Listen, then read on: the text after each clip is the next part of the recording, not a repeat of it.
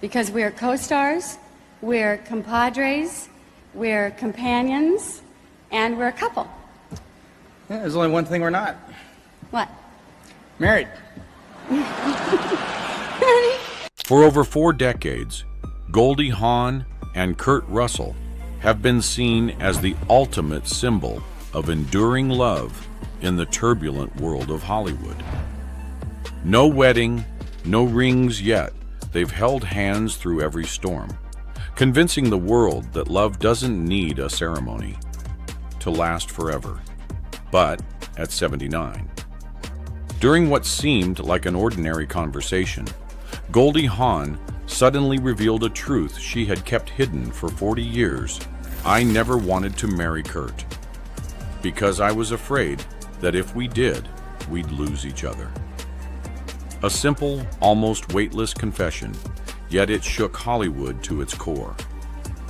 After decades of being celebrated as the embodiment of eternal love, Goldie Hawn herself drew the first crack in her own legend. And people began to wonder, was the happiness the world had long admired ever truly peaceful? What secrets did she finally decide to reveal? Let's find out. Before becoming a Hollywood icon, she was once the little girl standing under a leaky roof, learning to smile so she wouldn't cry. Goldie Hawn was born in 1945 in the suburban town of Tacoma Park, Washington, D.C., in a small run-down house tucked between rows of working-class homes. Whenever it rained, droplets would fall through the ceiling, blending with the sound of her father's old piano.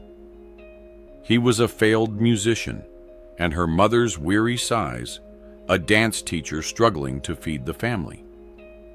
In that cramped room, Goldie would dance to the offbeat tunes, her dress twirling through puddles of rainwater. It was there she learned to smile through sadness, a fragile armor she would wear for the rest of her life. Amid the teasing and mockery at school, she found the one place she truly belonged, the stage. In the early 1950s, Goldie was a small, clumsy girl with messy, straw blonde hair, often laughed at by her classmates. Yet, whenever music filled her mother's dance studio, something inside her transformed. Her body moved with grace, and her eyes lit up. Music was the only space where she felt seen, where she could simply be.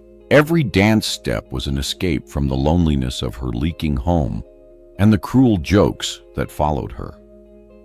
The stage lights gave her a sense of love, but also taught her an early truth: light never stays. In 1955, at just 10 years old, Goldie performed for the first time in the Nutcracker at a small community theater. The applause was thunderous. The bright lights bathed her small face in glory. But when the curtains closed and the hall emptied, no one was waiting backstage. Her father was working late. Her mother was still teaching only the wind, and her mud-stained white dress remained. In that silent moment, she understood the stage lets people see you, but it never makes them stay. The more applause she received, the more she feared the silence after the lights dimmed. In her teenage years, Goldie worked as a dancer in small theater troupes around D.C. before moving to New York in 1964.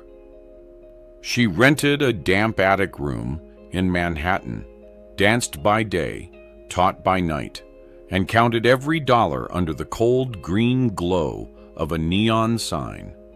Each night, wiping off her stage makeup, she would stare at her pale, exhausted reflection and wonder, if I stop smiling, will anyone still want to stay?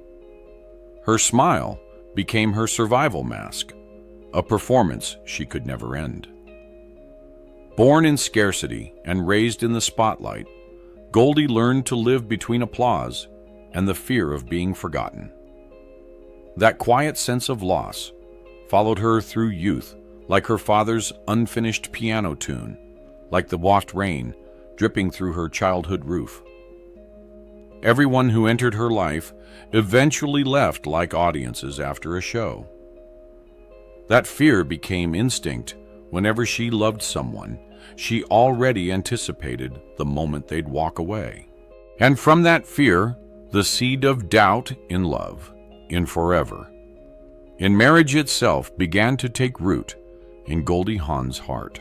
And then, as if fate were playing one of its cruel jokes, the very light Goldie once feared came back to find her brighter than ever. In 1971, at a small musical performance in New York, Goldie met Gus Triconis, a Cuban dancer with gentle smiles and dark eyes that looked like midnight winds. He wasn't famous, but he had a calm presence that made Goldie feel safe, something she had rarely known in her restless life. They practiced together, danced together, shared cheap dinners in their old apartment, and laughed when rain leaked through the ceiling. Gus once told her, "I can't promise you the world, but I'll always be here when you come home." Those words made Goldie believe that finally she had found a place to belong. In 1969, just as Goldie was beginning to gain attention in Hollywood, they quietly married in Hawaii. It was a small ceremony, just a few close friends, a handful of white flowers, and the sound of ocean waves mixing with laughter. In the faded wedding photo, she rests her head on his shoulder, her eyes bright with the faith that love would never leave her again. But life rarely keeps the promises made before the sea.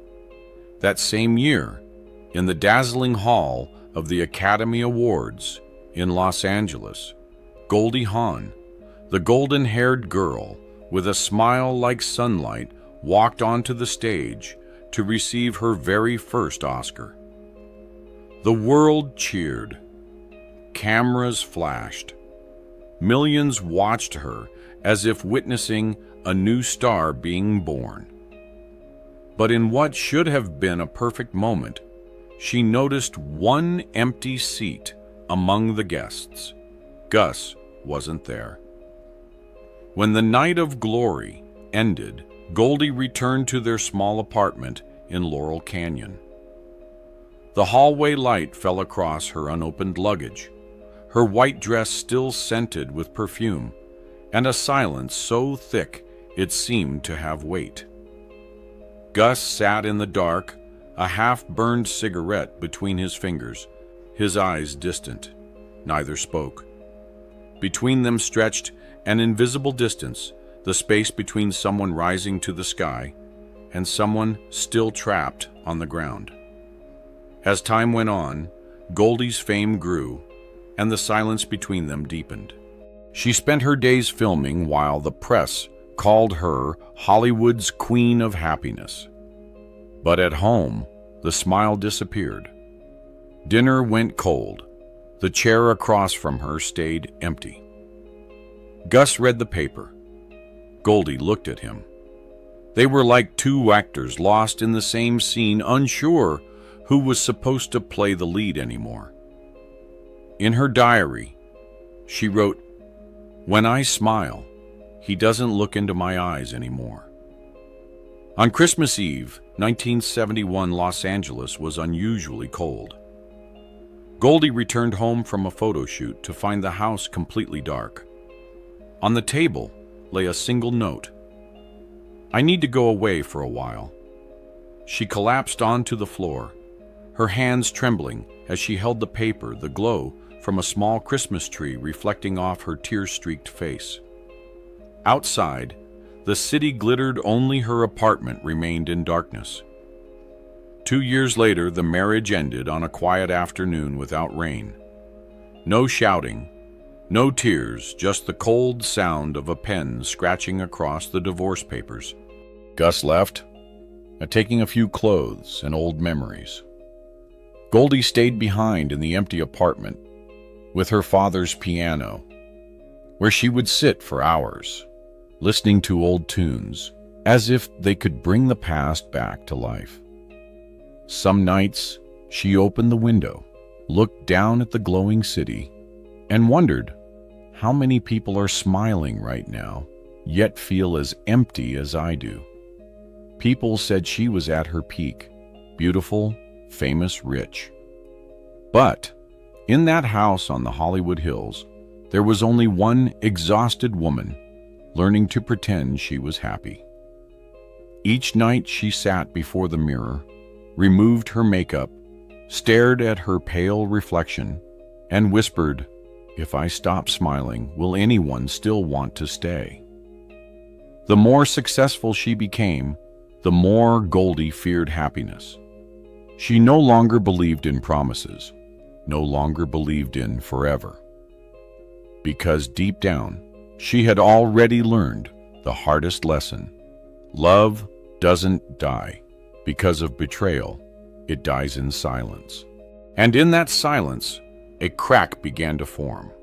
A crack that would forever keep Goldie Hawn from believing that marriage could ever save love. But just when Goldie thought she would never love again, fate appeared once more, carrying a warm smile and a promise that seemed strong enough to mend every wound.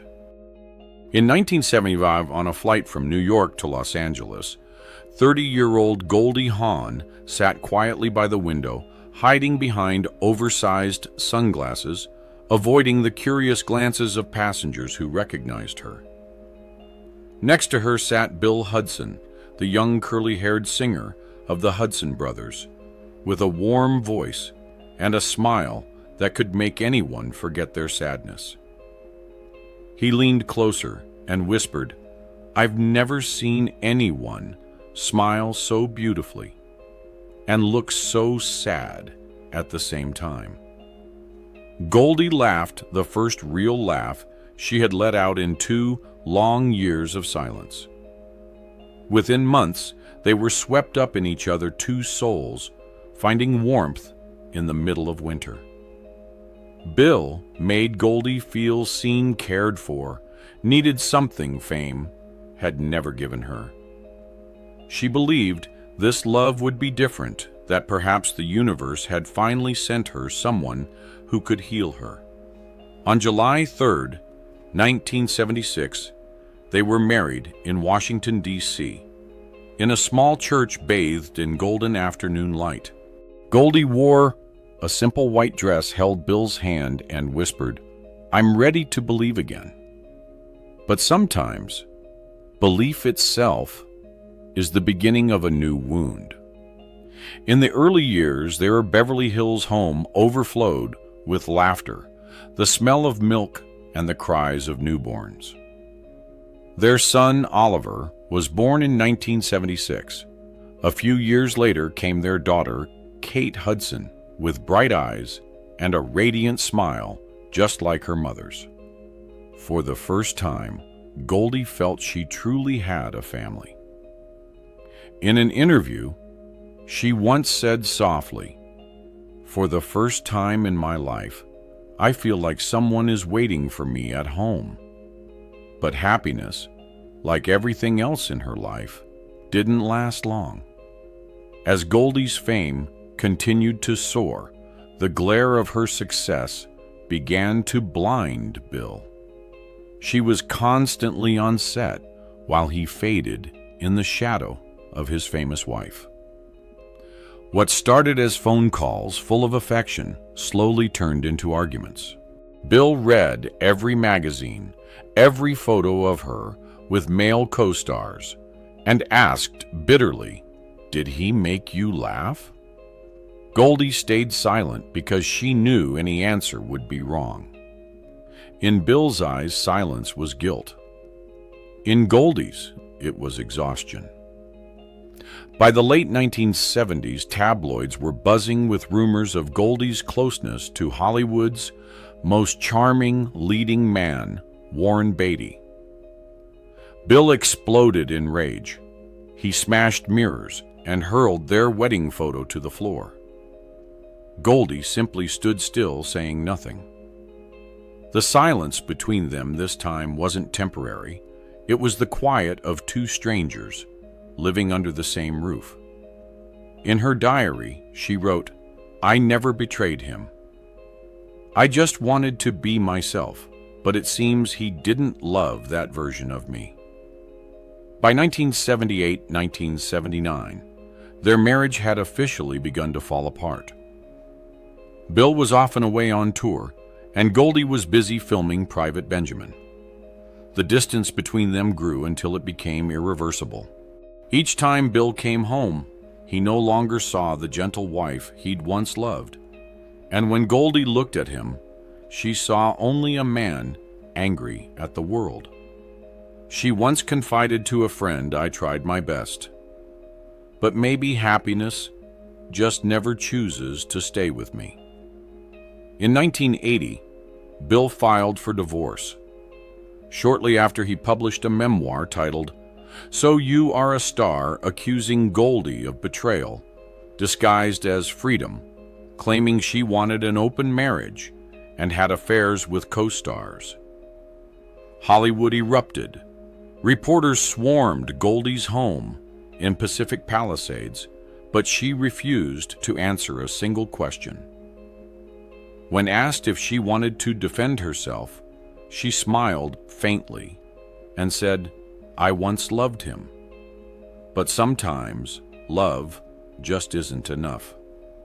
Then she closed the door and left the world outside. From then on, Goldie lived alone with her two young children, Oliver and Kate, in a small house on a hill overlooking the ocean. By day, she acted. By night, she read bedtime stories to her kids. When they fell asleep, she would sit silently by the window, watching the distant lights of Los Angeles, the city that still called her the goddess of happiness. But inside that house was just one woman learning how to breathe through the emptiness. Sometimes in the middle of the night, Goldie would wake from a nightmare. She was back on stage, the lights blinding the audience, applauding endlessly. But when she bowed, no one was there anymore. She fell alone in the spotlight. The dream kept returning, each time leaving her more afraid. She knew then the glow of fame was never meant for those who longed for love. 30 years later, the wound still hadn't healed.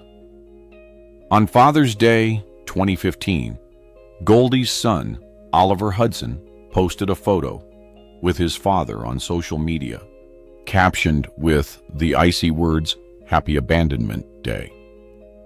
The phrase cut like a knife, reopening old scars. Bill Hudson lashed out publicly, declaring he was cutting ties with his children. Goldie simply held Kate and Oliver close, saying nothing. And she knew the pain of adults always finds its way into the hearts of their children. After 2 heartbreaks, Goldie Hawn stopped believing in promises. In a 1981 interview, when asked if she was ready to love again, she gave a wistful smile and said, "Marriage to me is a beautiful room, but it has no exit." And perhaps at that moment, the world finally understood the woman who made everyone laugh had long forgotten how to smile for herself.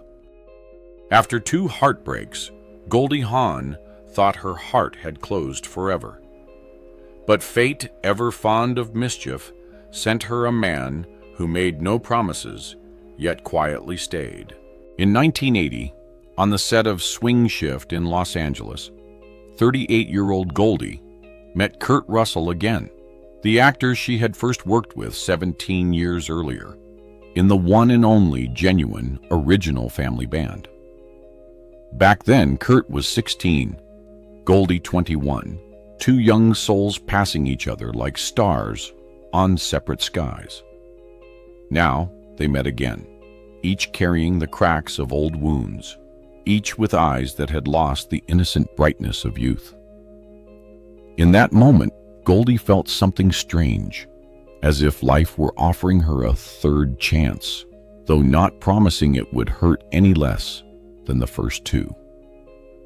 Kurt was no longer the shy boy she once knew. After a failed marriage to actress Susan Hubley, he had grown quieter, steadier with the calm of someone who had already fallen and learned to stand again.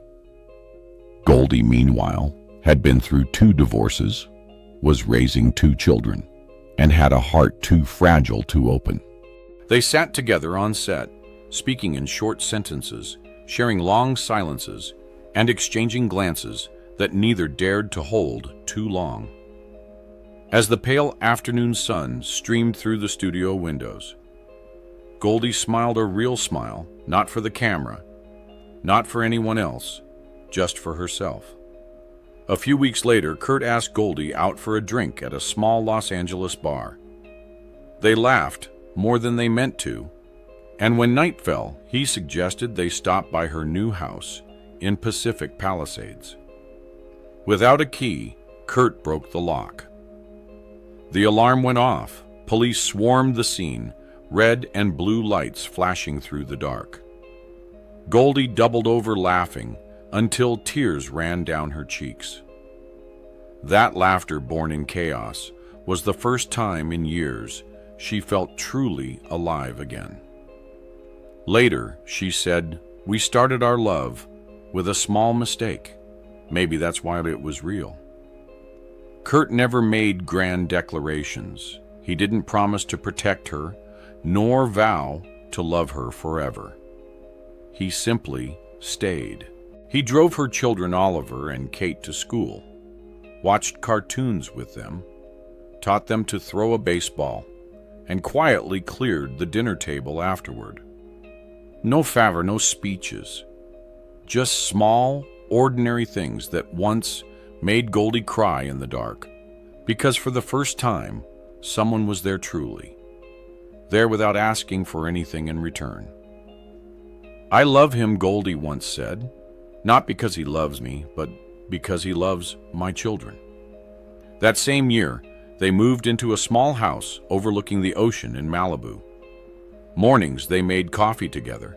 Evenings, they watched movies after the kids went to bed. No wedding rings, no white dress, no vows, just 2 broken people learning to believe in gentleness again. Yet even in that peace, Goldie kept a quiet distance. Some nights while Kurt slept beside her, she lay awake, eyes tracing the ceiling, listening to the waves outside, afraid that if she ever said the word forever, the magic might disappear. Hollywood buzzed. They called Goldie and Kurt America's strangest couple, living as husband and wife, raising a child together yet never marrying. In interviews, Goldie would laugh, "Marriage isn't my goal." The media called her brave, but her friends knew it wasn't courage. It was fear. 2 heartbreaks had taught her that sometimes the most beautiful promises are the ones that kill love. Someone once asked Kurt, "Aren't you afraid, having nothing to bind her to you?" He simply replied, "No, because real love doesn't need chains." That answer left Goldie silent. She had thought only she understood the fear of losing someone. Yet here was a man who knew how to love freely without leaving. From then on, Goldie and Kurt lived together like 2 souls who had finally found shelter. No ceremony, no rings, no titles, just quiet mornings, simple dinners, and wordless glances. They became living proof that sometimes the strongest kind of love is the one that doesn't need to be proven by vows. And yet, on long nights when the Malibu waves crashed against the shore, Goldie still stayed awake, listening to the wind whisper through the window. She knew that her fear of marriage was still there, buried deep like a wound that never healed. And perhaps it was that very fear that kept their love alive. Because sometimes, to keep someone close, you have to accept you may never be able to call them husband. Many years after they began their life together, Goldie Hawn realized something profound. Sometimes, even the calmest happiness can become a mirror that reflects our deepest fears. On quiet Malibu mornings, sunlight filtered through the curtains, Kurt reading the paper, Goldie making coffee, the children laughing in the garden. Everything so peaceful, it almost felt unreal. Yet whenever Kurt turned away, Goldie would find herself holding her breath, afraid that if he stayed gone too long, the magic might fade. In 1986, they welcomed their son, Wyatt Russell, born in Santa Monica, the only child they shared. As Kurt held the tiny baby in his arms, he whispered, "This is what I want to keep forever." Goldie smiled, but in her glistening eyes, joy and fear seemed to meet. Wyatt grew up under the California sun, in a home without a marriage certificate, but filled with laughter, proof that love could exist without ceremony. Through the 1990s, as Hollywood swirled with loud divorces, Goldie and Kurt still walked red carpets together, still left the parties side by side. The media called them the unconventional couple, a symbol of free love. Goldie would just smile and say, "I'm afraid of weddings. I'm afraid that when everyone celebrates, something will break." The crowd would laugh, but behind her perfect makeup, her hands trembled. In 1990, when everyone believed their wedding was near, Goldie secretly planned a ceremony in Aspen. The dress was delivered, the invitations printed. But just a week before the big day, she disappeared. Kurt searched from Los Angeles to Colorado until he found her sitting in a small wooden cabin in the snow firelight flickering across her empty expression. She said softly, "If I marry you, I'll lose what's keeping us together." Kurt said nothing. He placed a hand on her shoulder, and together they returned to Malibu as if the wedding had never existed. 2 decades later, in 2000, on the Oprah Winfrey Show, Goldie told millions of viewers, "I want to wake up every morning and still have the right to choose to stay." The audience erupted in applause, calling it a declaration of modern womanhood. But few knew the truth, that her words were born from fear. The fear that once happiness was bound by commitment, it would no longer be happiness. In 2017, at the Hollywood Walk of Fame, surrounded by flashing cameras, Kurt and Goldie were honored. Together. When the microphone reached him, Kurt looked at her and said, voice trembling, "I owe you a wonderful life." The crowd laughed and cheered, but Goldie turned to him, her eyes shining, holding everything she had never said aloud. By 2023, after 2 burglaries at their Malibu home, Goldie spent sleepless nights, not afraid of losing possessions, but of losing her sense of safety. Finally, they left the city for Palm Desert, where golden sand met quiet sunsets. There in the stillness, Goldie realized silence no longer frightened her. It was just a little lonely. Then in February 2025, during an interview with Vanity Fair, 79-year-old Goldie Hawn finally spoke the truth she had kept for 40 years. "I didn't marry him because I was afraid of losing him. People think not marrying means freedom, but for me, It's a fear that never goes away. Hollywood fell silent. The woman who had made the world believe in eternal love had confessed that all along she had been living with the fear of losing it. When reporters reached Kurt Russell, he simply smiled. We still wake up and choose to stay. Every day. A short sentence, but the simplest, truest promise of a long life together. Perhaps it was because they needed no rings, no papers, no witnesses that their love endured 40 years and still burning softly. But time moves quietly, and one day, the woman who once made the world believe that happiness needs no ceremony chose to break her silence. At the age of 79, she finally admitted the truth about her relationship with Kurt Russell. At the March 2025 Academy Awards at the Dolby Theater in Los Angeles, Goldie and Kurt walked on stage together. The golden light fell on their silver hair and familiar faces. They still glowed, though in Goldie's eyes was a gentler, wearier light.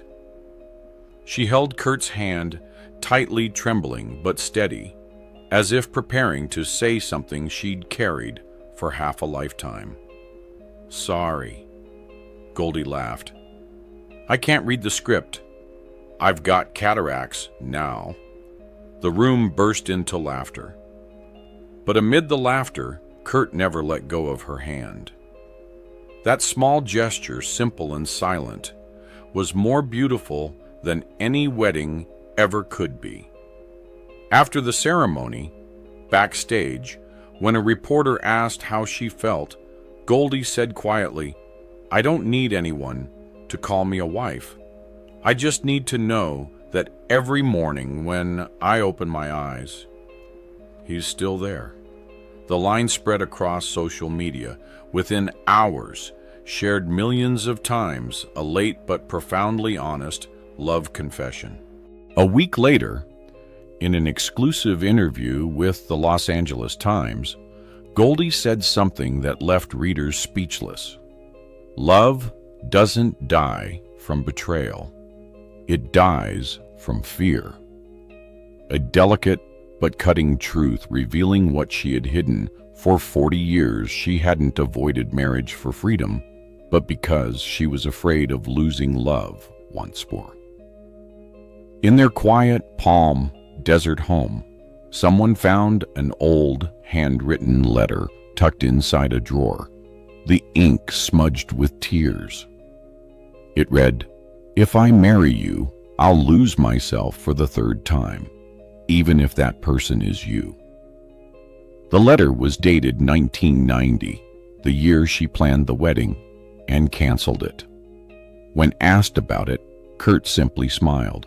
I never wanted to marry her. I just wanted to love her. A brief reply, yet it silenced the world. Because perhaps love has never been spoken so simply, or so truthfully.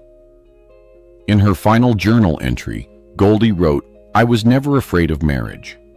I was afraid of waking up one morning and not finding him beside me. I call that fear love.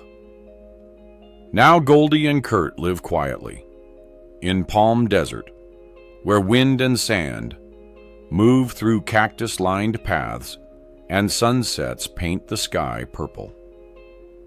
They no longer appear in public, only walk hand in hand through the evenings. When asked if she regretted not marrying, after 40 years, Goldie smiled. We never had a wedding, but maybe, for 40 years, we've already been married, just with no one there to witness it. And when the final light fades, the story of Goldie Hawn and Kurt Russell closes with one haunting question.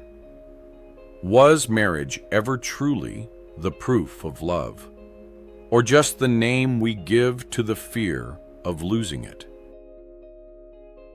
40 years together, no vows, No rings, no altar, yet Goldie Hawn and Kurt Russell have held hands through every rise and fall of time.